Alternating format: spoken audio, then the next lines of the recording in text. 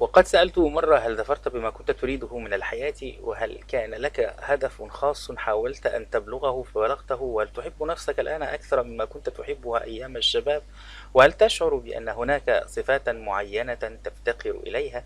وهل تجد في نفسك صفات تكرهها ويكرهها الناس ولا تستطيع التخلص منها؟ وهل تحب أن تعيش حياتك الماضية مرة أخرى؟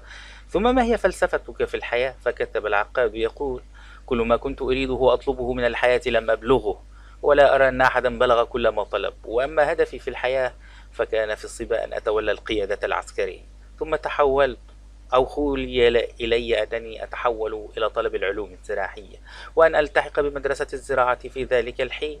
ثم تبين لي من مراجعة نفسي مراجعة دقيقة أن وراء الطموح إلى القيادة العسكرية وإلى العلوم الزراعية باعثا واحدا هو حب الأدب. فقد كنت أنظم الشعر في الحماس، ثم جنحت نفسي إلى دراسة الأزهار والطيور، فبدا لي ذلك كأنه طموح إلى التفرد في علوم الزراعة، وما كان من حقيقته إلا صورة من صور الجمال أو حب الطبيعة. وقد استويت على هذه الحالة بعد هذه المراجعة، فبلغت فيما أعتقد غاية ما يستطيع في بيئتنا العربية، ولم أبلغ الغاية التي رسمتها أمامي في مستقبل الحياة، ولا قريبا من الغاية. وإذا قدرت ما صبوت إليه 100%، فالذي بلغته لا يتجاوز 20 أو 30. أما حبي لنفسي فإني أصارحك أنني ما أحببت نفسي قط إلا لسبب عام أرى أنني أصلح له. ما أحببت نفسي قط إلا لسبب عام أرى أنني أصلح له وأستحق الحياة من أجله، ولا تهمني الحياة لحظة إن لم تقترن بهذا السبب. وإني أشعر أن لي خصالا كثيرة أستطيع أن أمنحها غيري، ويكفي هذا عوضا عما يعوزني من الخصال. وما يملك الناس من صفاتي إلا تلك الصفات التي أعتز بها، وإما ما أكره أنا في المحاسبة الشديدة لنفسي وللناس. ولولا هذه المحاسبة لرضيت عن نفسي ورضيت عن الكثيرين. وإذا لم أجد خيرا من حياتي الماضية فأنا مضطر أن أعيشها بخيرها وشرها، وأنعم بما فيها، وأنا على كل حال راض عن الحياة كل الرضا. إما أن فلسفتي في الحياة فأهم جانب من جوانبها هو ما استفدته من الطبع الموروث، وجاءته بعض الزيادة من التجارب والقراءة، وأعني بها قلة الاكتراث للمقتنيات المادية.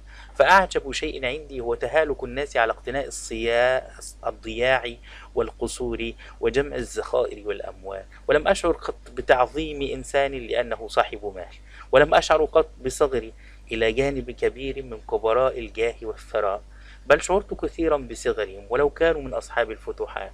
وأنا أعتقد أن نابليون مهرج إلى جانب العالم باستور، والإسكندر المقدوني بهلوان إلى جانب أرشميدس، وأن البطل الذي يخوض الحرب زودا عن الحق والعقيدة أكرم جدا من كل بطل يقتحم الحروب يقال أنه دوخ الأمم وفتح البلدان.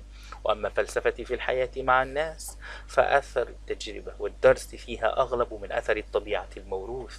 وقد اتخذت لنفسي شعارا مهما هو ألا تنتظر منهم كثيرا ولا تطمع منهم في الكثير. وهذه الفلسفة تتلخص في سطور: غناك في نفسك، وقيمتك في عملك، وبواعثك أحرى بالعناية من غايتك. ولا تنتظروا من الناس كثيرا تحمد عاقبته بعد كل الانتظار.